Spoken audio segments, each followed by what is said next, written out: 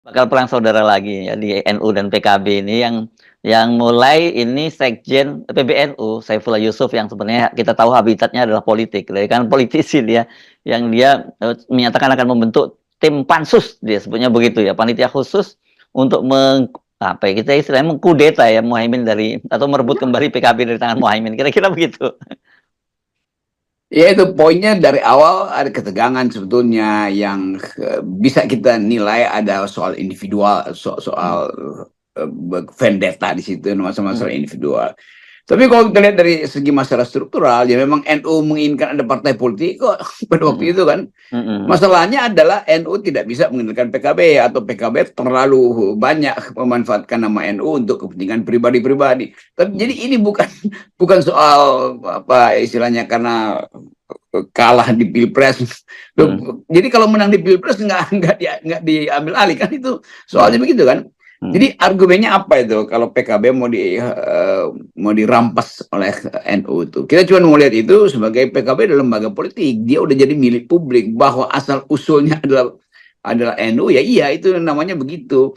Di Jerman juga begitu, banyak yayasan-yayasan Demokrat yang agak partai-partai tengah itu yang dibuat oleh yayasan lalu jadi partai politik dan menjadi partai Kristen Demokrat misalnya atau Sosial Demokrat.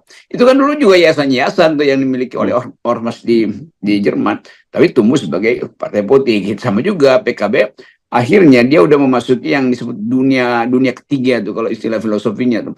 Jadi dunia yang udah dia sendiri yang bisa atur itu. Dan itu tinggal pertanggungjawaban berapa setoran politik ke NU misalnya atau Hmm. berapa setoran finansial ke NU kan itu masalahnya ada di situ tuh. Jadi kita mau lihat dulu sebetulnya ini inti dari persaingan itu apa di antara PKB dan NU. Tentu kita juga tahu bahwa ya Caimin memang cawe-cawenya kebanyakan atau keterlaluan misalnya. Hmm. Tapi itu kan watak dari seorang pemimpin yang memang dipilih juga di dalam Kongres. Masih ada problem politik Caimin dengan keluarga Gus Dur misalnya. Oke, itu Hmm. soal lain lagi tuh. Tetapi yang mesti kita dengar mungkin ada poin yang belum diucapkan oleh Gus Ipul atau bahkan yang harusnya diucapkan oleh Ketua PBNU Pak Yahya.